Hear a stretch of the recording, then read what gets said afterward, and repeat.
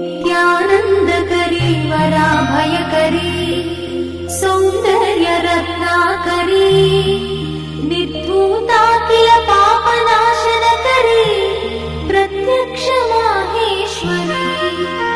प्राणेयाचलवंशपावनकरी काशीपुराधीश्वरी भिक्षां देहि कृपावलम्बनकरी माता अन्नपूर्णेश्वरी माता अन्नपूर्णेश्वरी नानारत्नविचित्रभूषणकरी